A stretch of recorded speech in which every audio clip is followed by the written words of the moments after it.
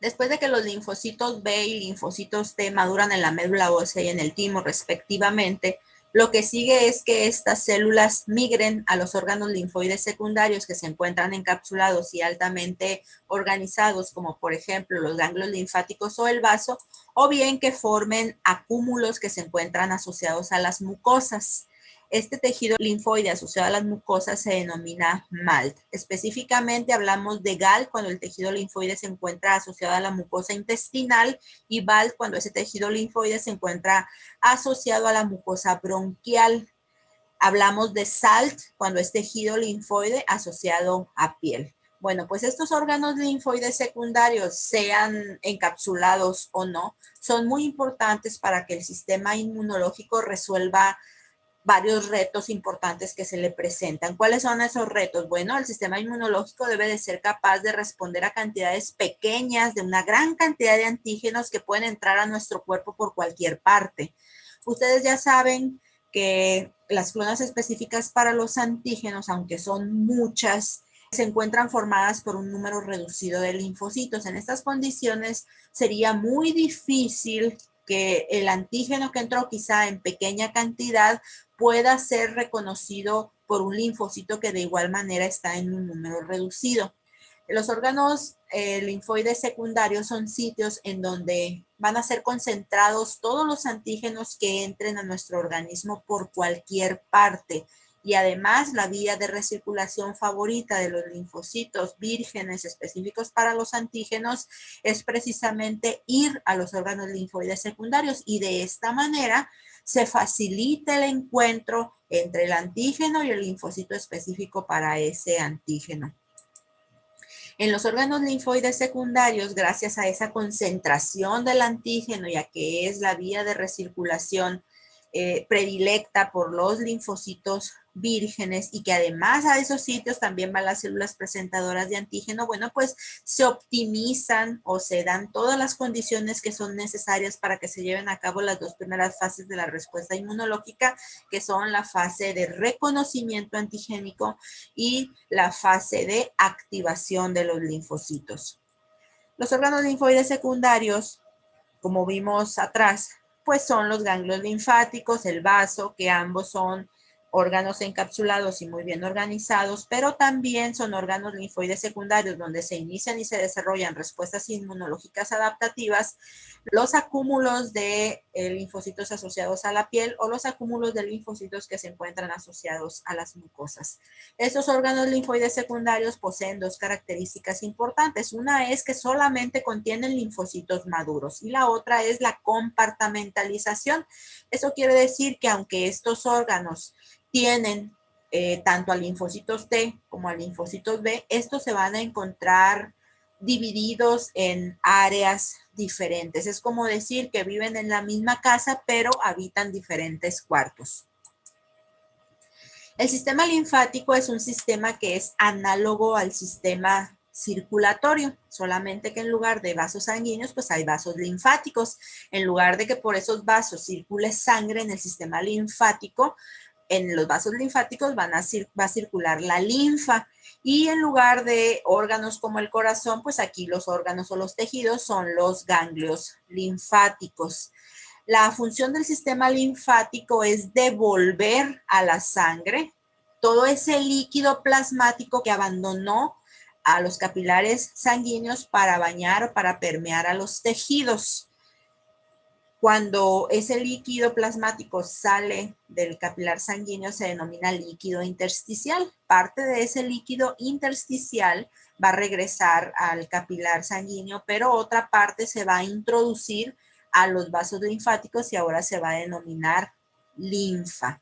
En algún momento toda esa linfa, después de haber sido filtrada por los ganglios linfáticos, va a regresar ya limpia a la circulación. Los ganglios linfáticos pueden ser definidos como estructuras que tienen forma de nódulo, son redonditos, pueden medir de 0.5 a 1.5 centímetros de diámetro y se encuentran distribuidos, como pueden observarlo en la imagen, por todo el organismo. Los principales son los ganglios linfáticos que se encuentran en el cuello y que se denominan ganglios linfáticos cervicales. Están los axilares, están los inguinales, los del abdomen son los ganglios linfáticos mesentéricos y los de las rodillas se denominan ganglios linfáticos popliteos. Ustedes pueden ver que estos ganglios linfáticos todos se encuentran interconectados, se encuentran intercalados a lo largo de todos los vasos linfáticos. Un ganglio linfático puede ser definido como un órgano linfoide secundario, es decir, es un sitio donde se van a iniciar y se van a desarrollar respuestas inmunológicas adaptativas, pero va a ser en contra de antígenos que sean transportados por la linfa. Aquí vemos un ganglio linfático. Estos que están aquí se llaman vasos linfáticos aferentes y son los vasos linfáticos por donde la linfa va a entrar al ganglio. La linfa va a recorrer todo el ganglio y luego va a salir por un vaso linfático eferente que se encuentra en esta zona central del ganglio denominada ilio. Este vaso linfático que es eferente para este ganglio, porque por él está saliendo la linfa, puede ser un vaso linfático aferente para el ganglio que sigue. En un ganglio linfático podemos observar tres zonas. Tenemos una zona externa que se denomina corteza, que es la que está en azul. Una región interna, que es la que está en rosa, que se denomina médula, y una intermedia, que es la que está en gris, que se denomina paracorteza. En la corteza existen unas estructuras que se denominan folículos, y los folículos son los sitios donde habitan los linfocitos B. En la paracorteza, que es la que está por debajo de la corteza, se encuentran los linfocitos T. La paracorteza también se denomina zona parafolicular. En esta imagen observamos nuevamente la estructura de un ganglio linfático. Aquí observamos la cápsula y vemos cómo esa cápsula es perforada en diferentes sitios por los vasos linfáticos aferentes, que es por donde va a entrar la linfa. Los linfocitos pueden penetrar al ganglio a través de la linfa y a través de la linfa también puede llegar hasta este ganglio antígeno. Ese antígeno puede llegar soluble, puede llegar así solito, o puede llegar dentro de las células dendríticas. Recuerden que las células dendríticas estaban en el tejido y cuando entró antígeno lo capturaron. Luego esas células dendríticas se desprendió del tejido y entró a un vaso linfático para llegar a este ganglio y poder hacer la presentación de ese antígeno a los linfocitos vírgenes que llegan hasta este sitio. Les digo que los linfocitos pueden entrar al ganglio a través de la linfa, pero también pueden entrar al ganglio a través de la sangre. Y específicamente, los linfocitos entran al ganglio a través de las vénulas de endotelio alto. Esas vénulas de endotelio alto se denominan así por su tamaño, son más voluminosas que el resto de las células endoteliales. Aquí ustedes pueden observar las células sanguíneas que se encuentran circulando. Cuando llegan a la vénula de endotelio alto, así como se salen las células para acudir a los sitios de infección, así los linfocitos vírgenes se van a frenar y luego se van a salir para entrar al parénquima del ganglio linfático. ¿Por qué se frenan los linfocitos vírgenes? Bueno, pues porque ellos sobre su superficie tienen una molécula de adhesión que se denomina selectina L.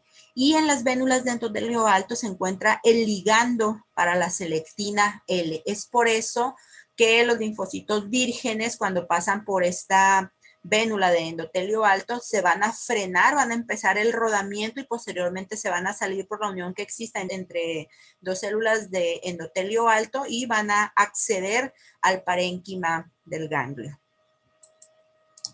Aquí tenemos un corte histológico de un ganglio linfático. Vamos a ver nuevamente su estructura. Sabemos que esta región de aquí se denomina corteza y sabemos que en la corteza se encuentran los folículos, que son las zonas de linfocitos B. Existen dos tipos de folículos. Existen los folículos linfáticos primarios, que son estos que están aquí, y los folículos secundarios. en los cuales ustedes pueden observar un halo central blanquecino que se conoce como centro germinal y que indica la presencia de un centro germinal en un folículo secundario. Indica que los linfocitos B que están aquí se encuentran activados por el antígeno y es por eso que se forma este halo central blanquecino denominado centro germinal. Aquí en la médula hay macrófagos y hay células plasmáticas que se generan después de la activación de estos linfocitos B, es decir, una vez que hay diferenciación aquí a célula efectora de los linfocitos B, van a migrar hacia la médula. En la paracorteza, que sería la región intermedia entre la corteza y la médula, se encuentran los linfocitos T. Las células dendríticas foliculares, que son las encargadas de presentarle antígeno a los linfocitos B, pues se encuentran en los folículos y de ahí su nombre de célula dendrítica folicular. Mientras que en la paracorteza, que es el sitio, en donde se encuentran los linfocitos T, a este sitio, cuando entran las células dendríticas al ganglio, las interdigitantes se van a dirigir hacia la paracorteza porque ellas necesitan presentarle el antígeno a los linfocitos T. ¿A qué se debe la compartimentalización en los órganos linfoides secundarios? Es decir, ¿a qué se debe que los linfocitos B se encuentren en los folículos en la corteza y que ahí se encuentren las células dendríticas foliculares? ¿Y cómo es que los linfocitos T se encuentran localizados en la paracorteza? ¿Y por qué las células dendríticas interdigitantes, cuando entran al ganglio, saben que deben dirigirse a la zona de los linfocitos T, es decir, a la paracorteza? Bueno, todo esto se lleva a cabo gracias a la existencia de quimiosinas y de receptores para quimiosinas. Los linfocitos B, que son los que se encuentran aquí en los folículos, tienen un receptor que se conoce como CXCR5. Este receptor es específico para las quimiosinas CXCL13. Entonces, en esta región del ganglio, que son los folículos, se genera esta quimiosina y es por eso que cuando un linfocito B entra al ganglio, por ese receptor se va a mover hacia los folículos. Cuando un linfocito T sea el que entre al ganglio, él tiene un receptor diferente al CXCR5 y ese receptor se llama CCR7. El CCR7 es específico para dos quimiosinas que son la CCL19 y la CCL21. Esas quimiosinas se producen en la paracorteza. Por eso cuando un linfocito T o una célula dendrítica interdigitante entra al ganglio linfático, como ambas células tienen el CCR7, se van a dirigir hacia la región en donde se produce la CCL19 y la CCL21, que es a la paracorteza. Esta separación de las células asegura que cada población de linfocitos va a estar en contacto con la célula presentadora de antígeno adecuada. Ahora, una vez que se lleva a cabo la activación de los linfocitos T y de los linfocitos B, esos límites o esa segregación o separación anatómica se va a perder y entonces los linfocitos T y B van a acercarse entre sí porque van a cooperar antes de abandonar el ganglio linfático. Los linfocitos T, cuando ya son efectores, es decir, que ya hay células plasmáticas y que ya hay linfocitos T efectores, se van a salir del ganglio. Los linfocitos de memoria también van a abandonar el ganglio. Y en el caso de los linfocitos T efectores, se van a dirigir a los sitios de infección. Los linfocitos de memoria se dirigen o a la médula ósea o se pueden dirigir a los sitios de entrada de los antígenos y las células plasmáticas de manera preferente se dirigen a la médula ósea y desde allá van a estar produciendo y secretando a los anticuerpos. Vamos con el segundo órgano linfoide secundario encapsulado y altamente organizado, que es el vaso. El vaso es un órgano que es ovoide, es de un color rojo vino, su superficie es lisa y se encuentra localizado en el cuadrante superior izquierdo justo por atrás del estómago. Este órgano está rodeado también, como les dije, por una cápsula y de esta cápsula se desprenden pequeñas trabéculas o septas que van a dividir parcialmente el parénquima esplénico. En la región del ilio, que también es esta porción central, el vaso es perforado por una arteria esplénica única que cuando entra y perfora al vaso, se va a dividir en arteriolas cada vez más pequeñas. Las más pequeñas o las de menor calibre se denominan arteriolas centrales. La función del vaso, al igual que la función de los ganglios linfáticos, es que se inicien respuestas inmunológicas adaptativas. En el caso de los ganglios, se inician respuestas inmunológicas de los linfocitos contra antígenos que son transportados por la linfa. En el caso del vaso, este es el sitio donde va a tener lugar la respuesta inmunológica adaptativa contra los antígenos que son transportados pero por la sangre. Esa es la diferencia entre ambos tipos de órganos linfoides secundarios. En el vaso se pueden observar dos zonas. Hay una zona en donde van a encontrarse los linfocitos que se denomina pulpa blanca y hay otra región que se denomina pulpa roja en donde va a haber células no linfoides como por ejemplo macrófagos, células dendríticas, células plasmáticas y glóbulos rojos. Aquí la separación en la pulpa blanca de linfocitos T y de linfocitos B se lleva a cabo de manera muy similar a lo que se observa en el ganglio linfático. Las zonas de los linfocitos T en la pulpa blanca del vaso se denomina vaina linfoide periarteriolar. Estas son las arteriolas que les dije que son los vasos de menor calibre de esa arteria esplénica que penetró el vaso. Y si ustedes observan, esas arteriolas centrales se encuentran rodeadas por linfocitos. Esas zonas son las zonas de los linfocitos T y se denomina, como les digo, vaina linfática o linfoide periarteriolar. Cercanas a esas vainas se encuentran las regiones de linfocitos B, que se denominan folículos. Esas son las zonas de los linfocitos B y de igual manera va a haber folículos primarios y va a haber folículos secundarios. Nuevamente tenemos la arteriola central, la cual está rodeada por linfocitos T en una zona que se denomina vaina, porque parece una vaina, linfocítica o linfoide porque son linfocitos y periarteriolar porque se encuentran alrededor de la arteriola y aquí se encuentra el folículo. Nuevamente una fotografía. Esta es la arteriola central. Aquí está rodeada de linfocitos T y aquí está el folículo.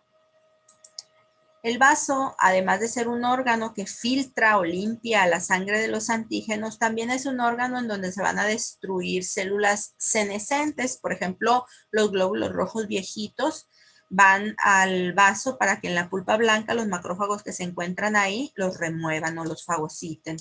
También el vaso es un sitio en donde se lleva a cabo la fagocitosis de microorganismos que se encuentran opsonizados. Cuando a un individuo le realizan una esplenectomía, que es la extirpación del vaso, la gravedad de ello va a depender de la edad. Si es un niño, pues ese niño va a ser susceptible a bacterias encapsuladas como los neumococos, por ejemplo. Va a ser más susceptible que cualquier otro niño que sí tenga su vaso. Pero si la esplenectomía se realiza cuando el individuo es adulto, ya no hay ningún problema. Bueno, dijimos que además del vaso y de los ganglios hay otros tejidos linfoides que se encuentran no encapsulados y que se encuentran menos organizados y que esos sitios son sitios por donde entran una gran cantidad de antígenos, por ejemplo, la mucosa respiratoria, la mucosa digestiva. Entonces, son sitios muy, muy importantes que deben estar generando respuestas inmunológicas de linfocitos en contra de todos esos antígenos que penetren por el organismo. Al desplazamiento continuo de los linfocitos de un órgano linfoide a otro, hacia los sitios de infección a través de la linfa y a través de la sangre, se le denomina recirculación linfocitaria o recirculación del linfocito, ¿no? Y es ese desplazamiento que hacen los linfocitos de un órgano linfoide secundario a otro, que van a los tejidos infectados cuando ya son linfocitos efectores y todo eso lo hacen a través de la sangre y a través de la linfa. Esta capacidad de intercambiarse entre diferentes tejidos es muy importante para generar respuestas inmunológicas porque hace que los linfocitos anden como patrullitas por todo el organismo buscando, entre comillas, a su antígeno específico. Además, esa capacidad de recircular asegura que los linfocitos van a estar en los sitios en donde son más útiles. Ya sabemos que las vías de recirculación de los diferentes linfocitos varían. Por ejemplo, los vírgenes a donde quieren ir es a los sitios en donde se concentran los antígenos, que son los órganos linfoides secundarios, mientras que los linfocitos cuando ya dejaron de ser vírgenes y son efectores o son linfocitos de memoria, bueno, pues ya no van a querer estar en los órganos linfoides secundarios, ahora van a querer ir a los sitios en donde se encuentra el antígeno para poder eliminarlo. Y esto es lo que les acabo de decir. Esa capacidad de recircular y de migrar está mediada por unas moléculas que se conocen como moléculas de adhesión y que son integrinas y selectinas. Ya les había dicho, por ejemplo, que los linfocitos T vírgenes tienen sobre su superficie a la selectina L y que el ligando para la selectina L se encuentra sobre las vénulas de endotelio alto y es por esta razón que los linfocitos T virgen se dirigen de manera preferencial a los ganglios linfáticos y al vaso y a otros órganos secundarios, mientras que los linfocitos T, cuando ya están activados, dejan de expresar a la selectina L y es por eso que ya no se dirigen a los órganos linfoides secundarios. En lugar de la selectina L, ellos van a empezar a expresar los ligandos para la selectina E y para la selectina P, además de estas dos integrinas. La selectina E y la selectina P se encuentran sobre las células endoteliales de los vasos sanguíneos que están cercanos a los sitios de infección y es por eso que de manera preferencial los linfocitos activados y los de memoria se dirigen hacia esos sitios o hacia esos focos de infección. Aquí tenemos el resumen de una respuesta inmunológica que ocurre in vivo en el organismo. Recordemos que las células dendríticas, que son centinelas de los tejidos y que viven de manera permanente, por ejemplo, aquí en la piel, esta es una célula de Langerhans, tiene como función la captura de los antígenos que penetren esta barrera. Cuando esta célula dendrítica inmadura, que se conoce como célula de Langerhans, introduce antígeno, ya sea por fagocitosis, endocitosis o pinocitosis, captura el antígeno, lo que va a hacer es que va a empezar con su proceso de maduración. Se va luego a desprender del tejido, va a alcanzar un vaso linfático y de esta manera, a través del vaso linfático aferente, va a llegar al ganglio linfático regional o más cercano. Se va a introducir y como tiene un receptor específico para una quimiosina, esta célula dendrítica que ya está madura y que ya es una célula presentadora de antígeno y que ya cambió su nombre a célula dendrítica interdigitante, se va a dirigir hacia la paracorteza, que es donde están los linfocitos T, y ahí le va a presentar el antígeno a los linfocitos T vírgenes. Aquí lo podemos ver. Después de esa presentación, los linfocitos específicos lo que van a hacer es que van a proliferar y después de la proliferación aquí en este órgano linfoide secundario se va a llevar a cabo la diferenciación, en este caso a una célula plasmática o a linfocitos T efectores. ¿Qué va a suceder con estas células? Pues que una vez que ya están activadas y que ya están diferenciados a linfocitos efectores, van a salir a través de la circulación en este caso del ganglio, y se van a dirigir a los sitios de infección para llevar a cabo la tercera fase de la respuesta inmunológica adaptativa, que es la fase efectora y que es la fase de eliminación. En el caso de los linfocitos T efectores, ellos directamente van o acuden a los sitios de infección y eliminan, en el caso de los citotóxicos, de manera directa a las células infectadas. En el caso de que sean linfocitos T cooperadores, ayudan, por ejemplo, a los macrófagos a que estos se vuelvan más fuertes y puedan eliminar a los antígenos. O bien, en el caso de los linfocitos B efectores, es decir, las células plasmáticas, pues los anticuerpos que están siendo generados aquí, pues van a salir y a través de la sangre van a llegar acá. Las células plasmáticas pueden abandonar este ganglio linfático y dirigirse a la médula ósea y desde allá, desde la médula ósea, pueden estar sintetizando y secretando anticuerpos, los cuales van a llegar a los sitios de infección y van a llevar a cabo la fase efector, es decir, la fase de eliminación de esos antígenos.